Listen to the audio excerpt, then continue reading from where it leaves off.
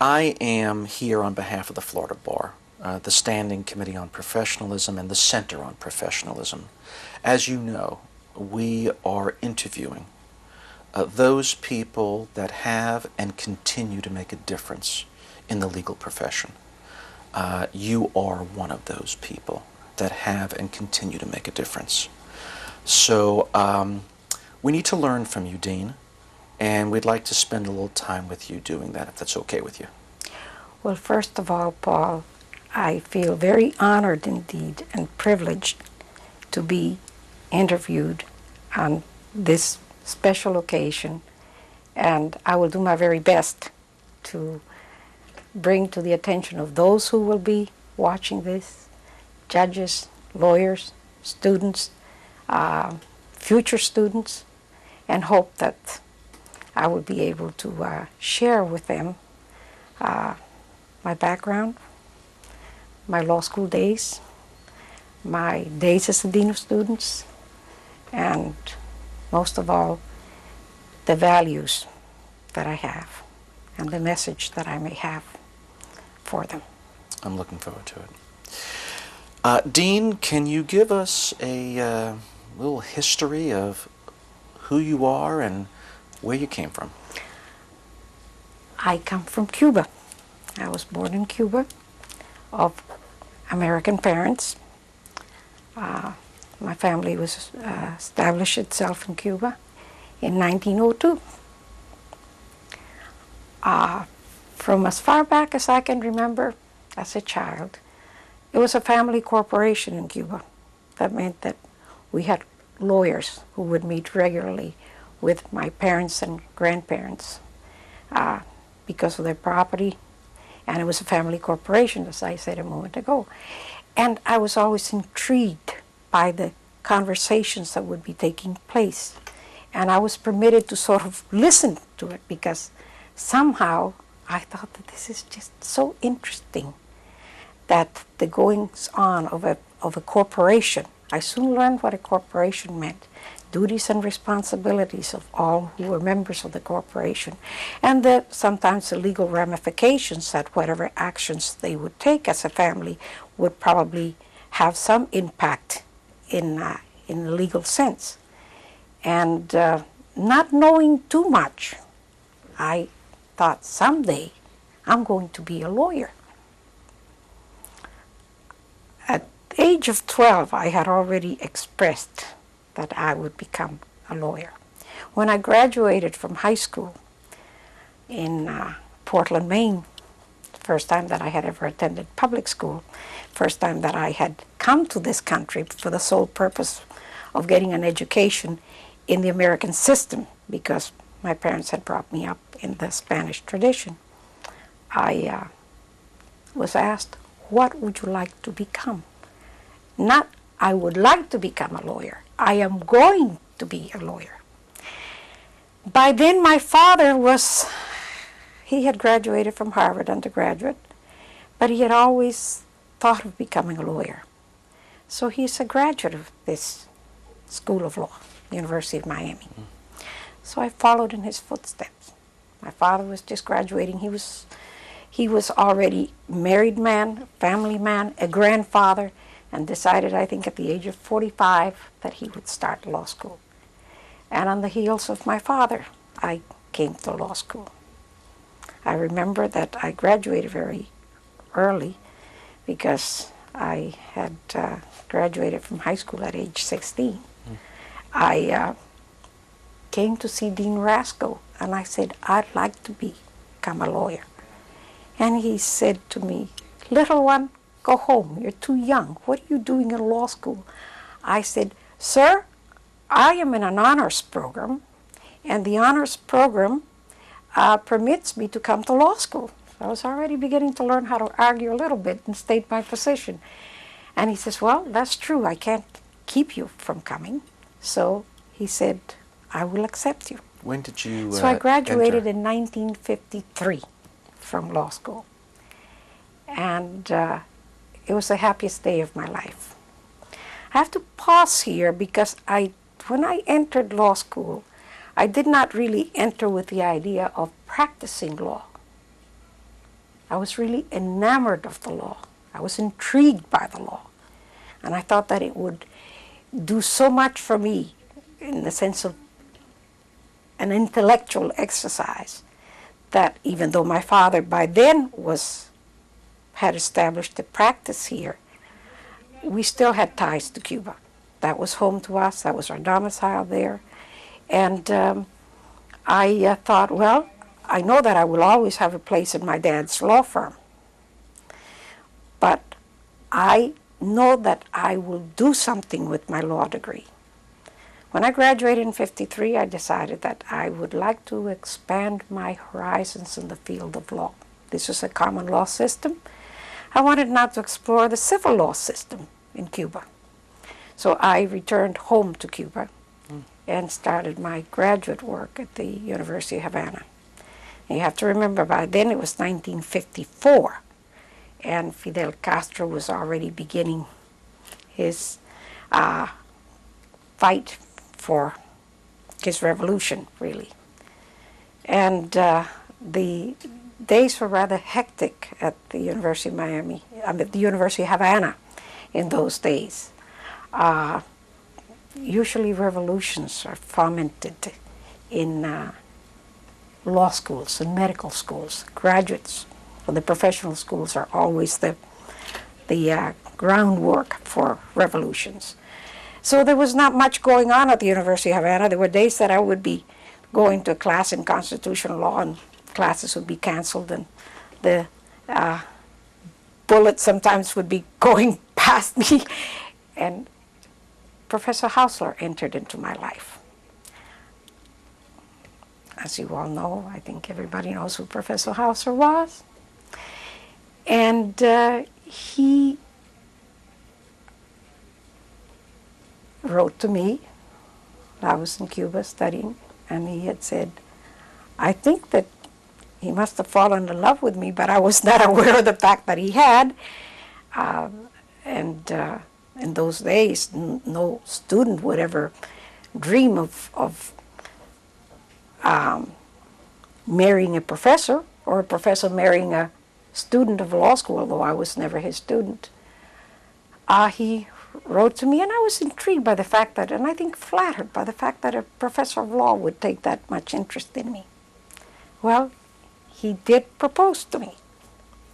He did go to Havana on several occasions to visit me, and I would always remind him, if you come here, this is a country where chaperones are very important.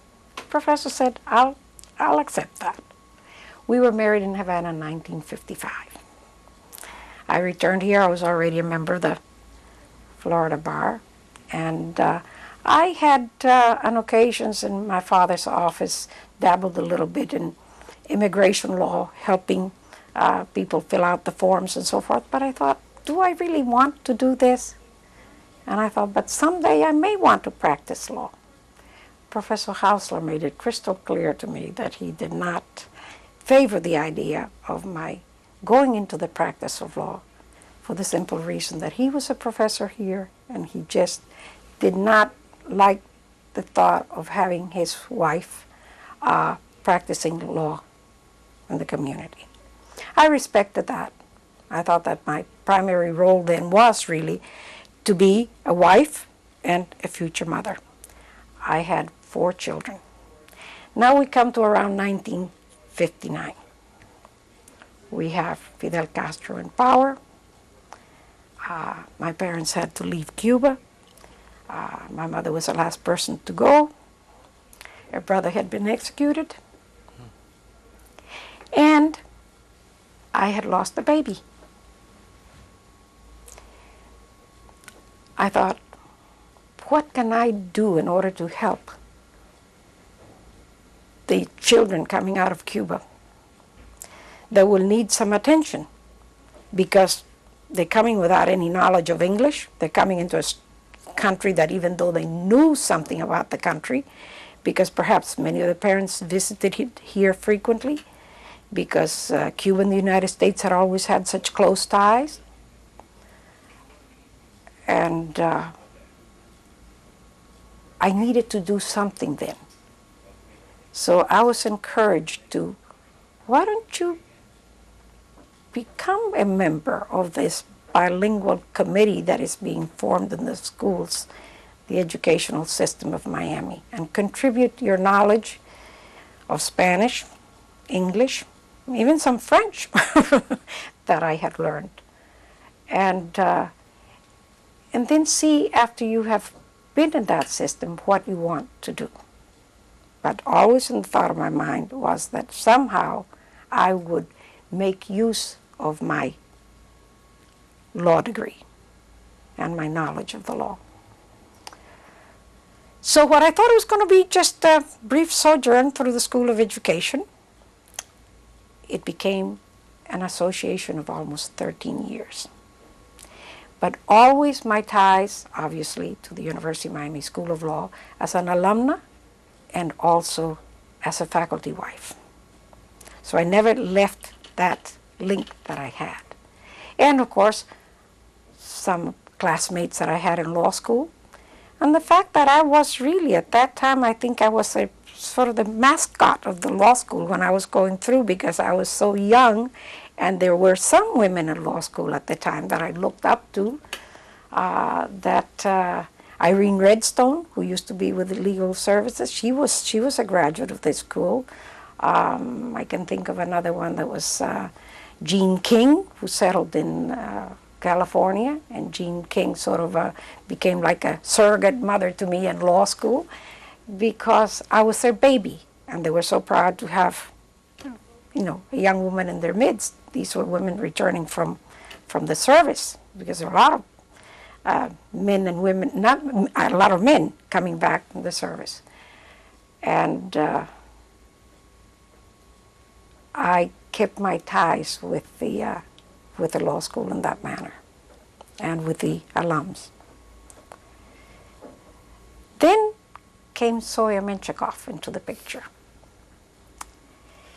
And Zoya Menchikoff was a woman of very strong convictions, a woman that was recognized throughout the nation as one of the first women in law. She was the first woman professor at Harvard Law School. Then she went on to University of Chicago with her husband, Carl Llewellyn. And Zoya was invited to come here in the late 60s or mid 60s by the then Fred Lewis, the dean of the law school. And Zoya taught law and poverty. It was very fashionable to teach law and poverty in those days. And I remember being invited to a series of lectures that she was giving, and she was being presented as the first woman, outstanding woman, in the field of law. And, so, you know, she was of Russian background. And we were invited also to a reception at Dean Lewis's home. And don't ask me how Zoya Menchikoff and I and Richard, she knew Richard because she used to being an adjunct professor here. She would have lunch with him at times and with the other professors here. And she decided that she would invite Richard and me to her home. She had a home here. And the doctors had advised her to bring Mama Toy, her mother from Chicago, and have her here. The climate would be much kinder to her than the climate in Chicago. And Zoya said, I'd like to have you meet my mother. My mother's Russian. She speaks English, but she's mostly Russian. She says, and you know, Judy, I think she'd like you. So we went to her home. That started a friendship there. Zoya, in the meantime, is asked to become our dean. Fred Lewis retired, resigned. He wanted to go back to being a law professor, and the search was on. And the logical person to be asked to come here, because we wanted, all of a sudden, this law school really aspired to having someone of stature here. They wanted to be able to turn the school around. and not to be just a regional school, a local school, but they wanted to be a national school. And Professor Murray, he's Professor Emeritus right now, was the person in charge of the search committee. And he tells me the story that his wife said, "Well, Dan, why are you people so concerned about national figure?" Being a practical woman that Betty is, she said, "Why don't you people invite Zoya Menchikoff? She already teaches for you." So Henry King Stanford set out in the quest of Zoya. And Zoya, by then, really had no ties to Chicago to speak of. Carl had died. Her mother was here with her. She liked Miami, and she decided that she was intrigued by Miami. As she always said to me, "Jeannie, I would have loved to have met Dean Rasco. He must have been a man of great vision because he was able to bring to this institution good professors, excellent professors. And this school has the potential to be an even better school than it now is, and it needs recognition." Well, I thought that was great, because I thought, this is my alma mater, and this is a woman that is highly respected, and it would be wonderful to have Zoya aboard. Well, she became the dean. The community was excited. I think even the nation, there were other schools that were taking notice of Zoya Menchikoff, Miami. All of a sudden, Miami was beginning to be known just by the mere fact that Zoya had accepted. Zoya decided that she was going to, in effect, inform the Board of Trustees and Henry King Stanford, president, of how she wanted to develop this law school. She became known as, very fondly, as the Tsarina. She immediately moved heaven and earth, really, with all of her contacts in the academic world, to make Miami the institution that Miami is today. It owes a debt of gratitude to Zoya.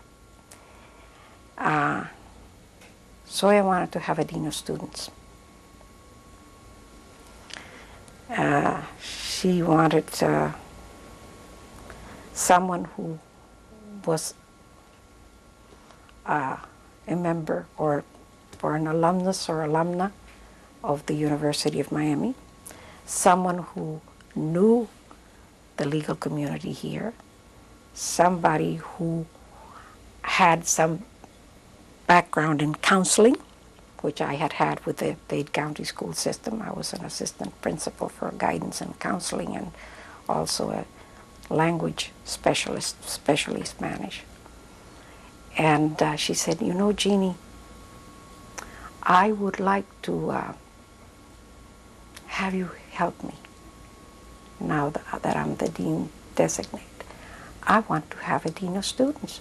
I said, "I think it's wonderful, Zoya. In my day, there was no such thing as a dean of students. There was the dean, and then there was the assistant or associate dean for academic affairs, but not a dean of students." She said, "I need somebody who really should be somebody who's a graduate of the University of Miami School of Law. You know why? Because I'm just new to this community, and I need somebody that will help me get to know this community better, and the legal community. Somebody that really knows the faculty.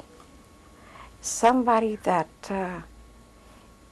can counsel students." And I thought to myself, is this woman actually describing me? I just did. And so I said, "Well, Zoya, that's going to be very difficult to do right now." And I said, "I don't know. Do you want male? Do you want a woman?" And she said to me, "You silly little goose, I want you. It is you that I want." I said, "I don't think so, Zoya."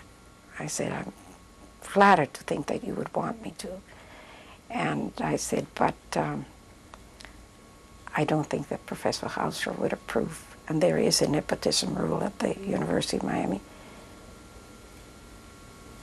She said there would be no problem in that. I'd take care of that. I said, well, Sawyer, I said, you're asking me to be the dean of students? I said, then I think that I need to tell you what I think a dean of students should be. A dean of students should be a person that should be a representative and an advocate of the students. For me to become a member of this law school, I cannot be tied to the faculty. I may work with the faculty, but I should not be. Oh, she says, you have a point there. I said, it would be a conflict of interest for me to be a member of this law school faculty that I did not want for obvious reasons, Professor Hausler. And I said, I would need to devote myself full-time to the students. I think it's a full-time job. She says, oh, well, that's fine. She says, I don't think that Professor Hausler will fight us on that one. So I became the assistant dean of students at the time, moved very promptly by Henry King Stanford to become the associate dean, always with a double title, assistant dean or associate dean for administration and dean of students. That was in 1974 to the present day. Who were my mentors throughout the years? Who were the people that had a tremendous influence on me? Let's break it down into two levels. First, who were your mentors? I looked up to people like Jeannette Smith, who was my professor in property at the School of Law. I looked to Harriet French, who was the law librarian. She was not a professor of mine at the time, but she was the law librarian. These were women that I respected, women that were very bright, women that were very professional, and to me, having the opportunity to be with women like that, and they became my very best friends after I graduated from law school. I always sought their guidance and their wisdom. Mattie Bell Davis, when I was a young law student, was invited by us very frequently by the sorority in those days, and now, of course, I'm a member of PAD because the sorority became extinct. So going back to in the law school, while I was a law student, who were the women that I looked up to? Yes. These were the women: Harriet French, Jeannette Smith. Who out there in the community did I look up to? The fact that we had someone like Mattie Bell Davis, who was a woman judge, it was rare in those days. Yes. The fact that we did not have too many of our graduates, but those women that were, Helen Tanos Hope was one that had graduated from the school, were already establishing themselves in the community, so they were not really looked upon as, oh, these, what are women doing in the profession? But let me tell you, there was discrimination in those days. But I think I was so happy going through law school that I never thought that women did not belong in law school. I thought it was the most natural thing in the world for a woman to want to be a lawyer. And growing up in Cuba, women studied law, so that I was used to that. But it was in law school where I felt a little bit of some discrimination, especially with one professor who did not like, as he called me, little girls in law school. Really? That somehow I should go home and play, or I should go home and with the idea of getting married and establishing myself. That was a challenge for me. Yes. I was not about to accept that. I thought, why? If I have the intelligence and the ability, and I really love the law, why shouldn't I study law? There was no question in my mind about it. So I set aside the discrimination that I felt at least in one class in law school, and I weathered the storm. Let me ask you this, Dean. Are there some people that have been heroes of yours, if that's different than mentor? I mean, some of the mentors, or maybe all the mentors, were also heroes. Yes. But are there some people that were not necessarily mentors of yours, but became heroes of yours that you wanted to aspire to? I think that the one hero, and I have to call it that, in my life was Zoya Menchikov. She had tremendous influence in my way of thinking, in my way of looking at the profession, the law itself, and the fact that she gave me I would say instilled in me the courage of my convictions. And Zoya was a very powerful woman. She was a great humanitarian. She believed that women should be given every opportunity possible. And I think that I learned that from her, that women had their place in the sun too. And that there was no reason for women not to be able to enter law school and to establish themselves in the field of law. And I found myself determined more than ever that if I was going to be a dean of students, and I had the opportunity to influence and to encourage and to support and to assist women in any way, not excluding students in general. I mean, to me, students are students and I love them all, that I was going to do that. And I think I learned that from Zoya. Let me discuss with you for a moment the law school and what changes, if any, have taken place in law school over the years that you have been either a student to the dean of students over these. Have you seen a change, and has that change been good, bad? What are your thoughts on that? I have seen, of course. Now, must remember that from the days of a student, it was Dean Rasco. We went then through Dean Burns. Then we went to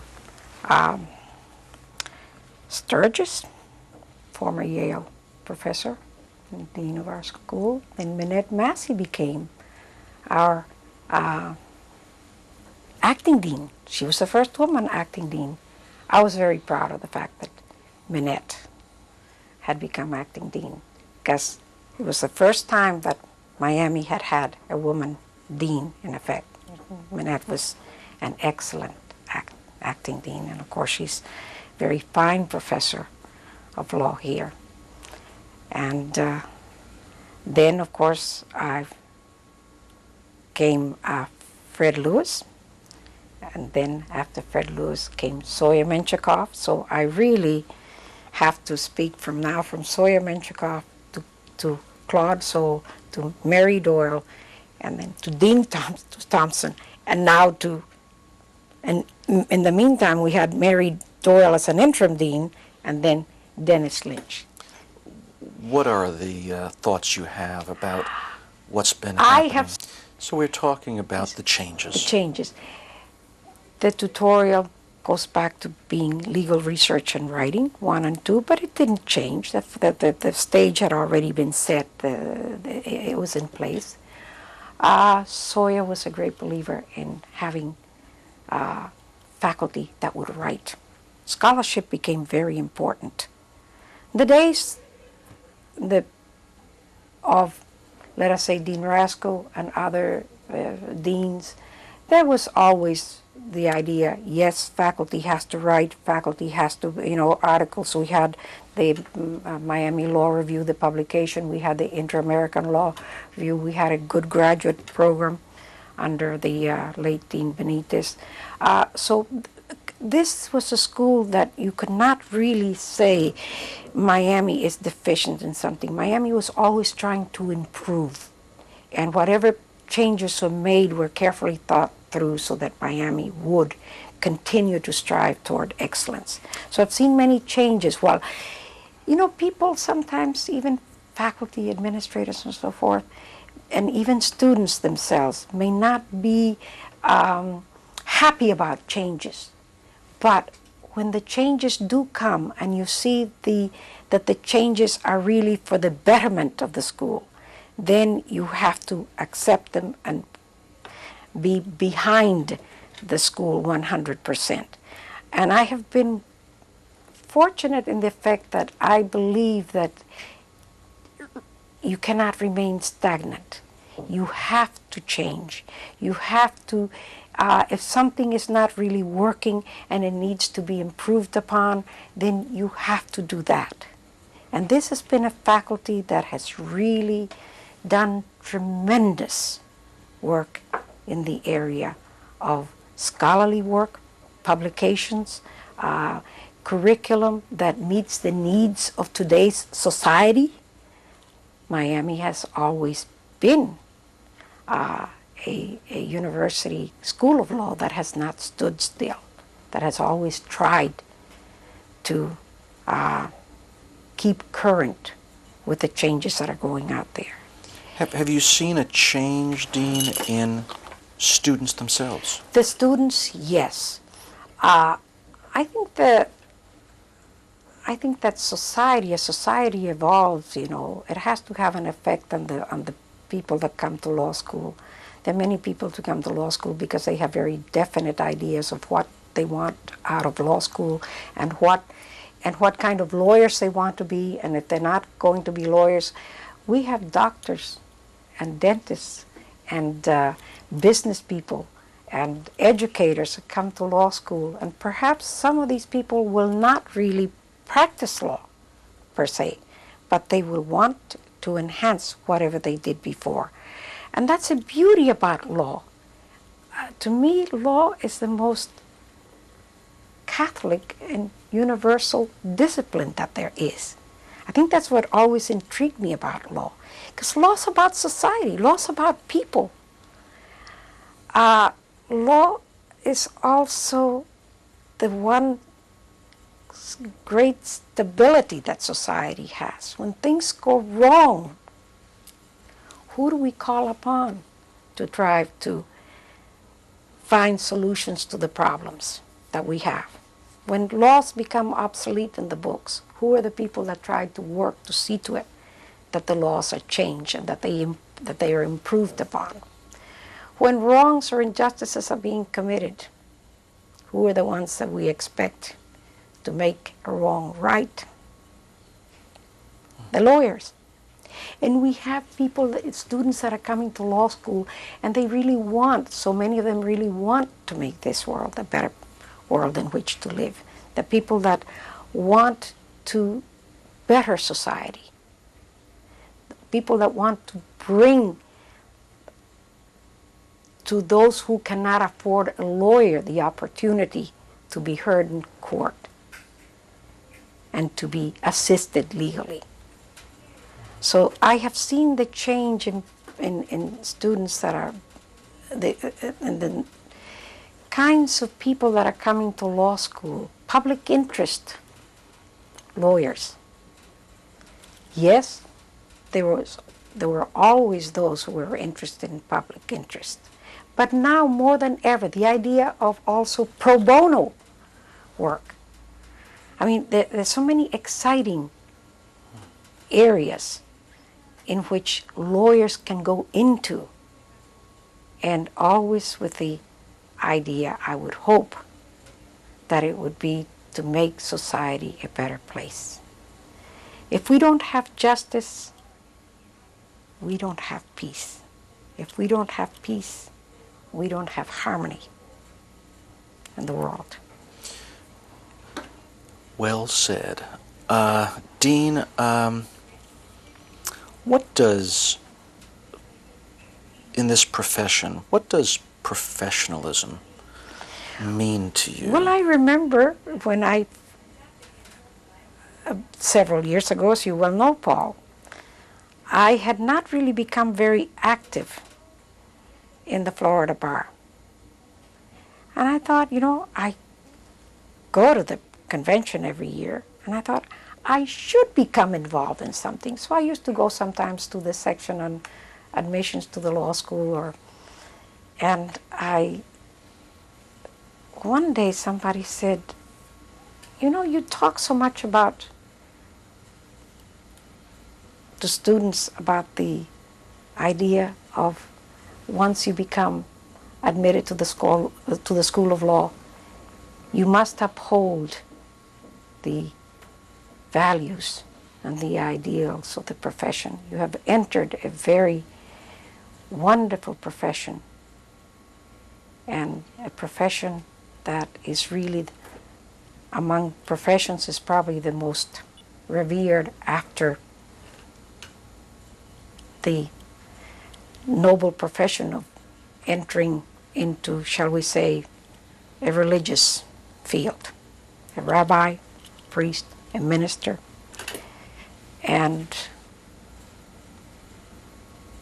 I was beginning to hear so many stories about lawyers not being ethical, lawyers not being professional, lawyers being made the butt of jokes and so forth. And I thought, but that's not every lawyer in the community. I think something has got to be done. And I thought, I would like to join a section of the Florida bar where I can learn something that I can take back to the law school and see to it that I can convey the message to law students. And that's when I stumbled upon the Standing Committee of the Florida Bar on Professionalism. I immediately thought, I have found my niche. This is what I really want. This is what I like to promote. This is what I really believe in. This is the message that I would like to take back to the law schools and see what we can do to foment in these students, these applicants to the School of Law, and eventually law students, that this is a very honorable profession, that this is a profession like no other profession that can have such a tremendous impact upon our society and make it a better place in which to live. This is one that we should aspire to if we really want to accept the challenge. And this is what took me there, and I immediately thought the only way that we can do this is joining forces. And I remember saying to Justice Anstead, who asked me a question, I said, well, the way I see it is the bench, the bar, and the law schools, the lawyers, the law schools, the judiciary, we have to join forces. And I was put in a committee with Reese from Stetson. Reese Smith. Reese Smith. There's someone that I've always admired tremendously. Reese Smith used to be on the Board of Advisors here when Sawyer Menchikoff. I met so many people from throughout the country that really I admired tremendously. Nicholas Katzenbach used to come here, Reese Smith, many others right now. And we said, how do we define professionalism? What is it? Because ethics, we should all have ethics. And we know that it has to go beyond ethics. It has to go higher than ethics. So we have to aspire to professionalism. And professionalism involves much more than ethics. You can take a course in ethics. You can be ethically correct and yet not be professional. And I thought we have to. This is such an honorable profession, such a marvelous profession, that we have got to take it to greater heights. And that's when we developed the 3 C's. Which are? Which are, we have commitment, and character, commitment, and I don't recall off the top of my head either, Dean, but I know what you're talking about. Yes, I know yes. And I know we're talking about the concept that character counts. Oh, character counts. Character counts. You are espousing the concepts that we talk about so often, which is that it's the intangibles, it's dignity, the dignity, and honor and nobility. That's right. Those concepts that make it all worth living, make it all worthwhile. Without those, the profession is really, it's limited itself to just going through the mechanics of getting some people in society out of trouble, helping, but it's not. It's missing something. Right. It's a spirit there, and I think that we have walked a long road, and we're still walking a road in trying to bring the profession to the heights that so many of our colleagues have. And are you, at the law school, is it your understanding that the concept of professionalism is being interwoven now with the classes, with not just ethics classes, but with, let's say, real property or tort or contract, that we're also trying to interweave the concept of professionalism into those classes? Yes, I have seen that. I have seen that. As you well know, we have the Center for Ethics and Professionalism here under the auspices of Professor Alfieri, Yes. who teaches professional responsibility. And there has been definitely, University of Miami again has taken the lead in trying to instill in all of our students. Our orientation program has a good portion of it, inviting lawyers and judges in this community to discuss with students not only ethical problems, but injecting into their discussions and their talks professionalism. There's no question about it. Professionalism has become really a way of preparing our students to enter the profession. We receive materials, of course, from the Center for Professionalism that we distribute to our students during the orientation program. It's an integral part, really, of the school right now. Let me ask you just a few more questions that I know people are going to want to hear, along with everything else you've said. Let's just chat for a moment about core beliefs. Saying it the best way I know how, when things aren't going right, which happens to all of us periodically, is there a place that you go to maintain your balance that you can share with us and teach us? I think that I'm going to have to turn to my faith. I'm a Roman Catholic, but I am a Catholic that embraces a God that we all believe in, a higher being. And I think that people have to have an anchor, and that anchor has to be a belief in someone, in a power that is greater than we are, one that can give us the strength and the courage to carry on, and to do so really not only with faith, but I think that you have to be very conscious of that whatever you do in this world, that it impacts upon other people and it influences upon other people. And I think that if I'm not mistaken, the 3 major religions in this world the Jewish religion, of which we inherited from Judaism what is today Catholicism, and Islam from the Prophet Muhammad. We all talk about that there is good and there is evil in society, and that there is justice and there is injustice in the world. And I think that these religions teach us something, whether you want to believe in them or whether you accept them philosophically. We derive, I think, our strength from them.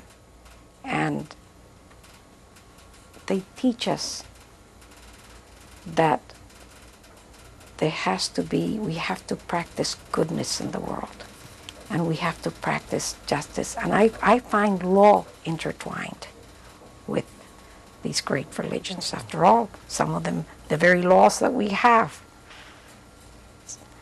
we can go back to Judaism and we find the laws right there, the 10 Commandments right there. Those were laws.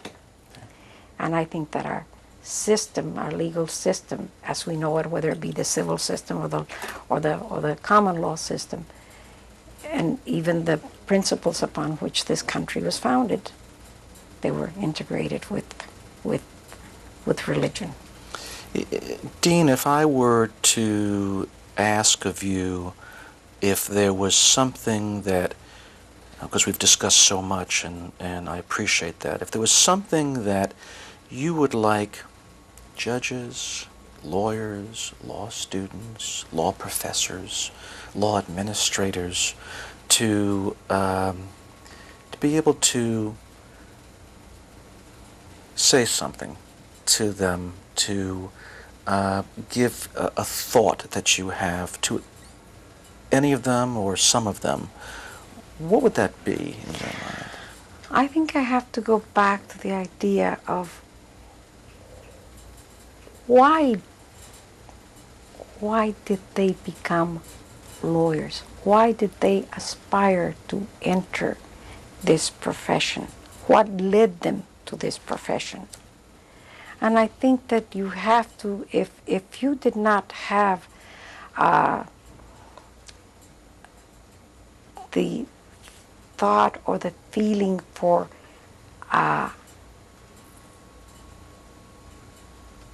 humanity, that you would want the betterment of humanity, that you would want to see justice done, that you wanted to be a part of a profession that was so honorable, that it does so much for mankind, and sometimes it's not really recognized because, let us say, in the field of medicine, you can go to a doctor and he can diagnose what you may have, and he may give a prescription or he may operate on you, and you can see tangible results there. Not always do you see that in law, but it is the fact that law is constantly working for all mankind.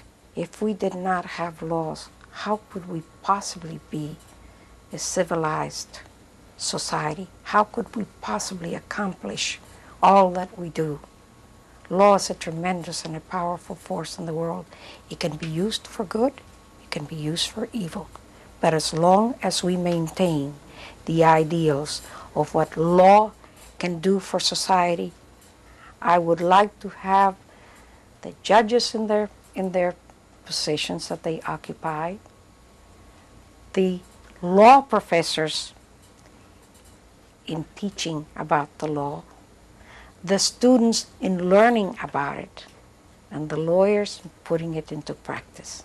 All remember that they have joined one of the noblest professions in the world, an honorable profession in the world, one of which we should be very proud indeed, and one to which we should be totally committed to making certain that nothing taints or tarnishes the law. Well, Dean, that was wonderful. And I thank you. I thank you on behalf of the Florida Bar, and I thank you on behalf of the judges, lawyers, students, professors that are going to be watching this and learning from you as always. Thank you. It's a pleasure.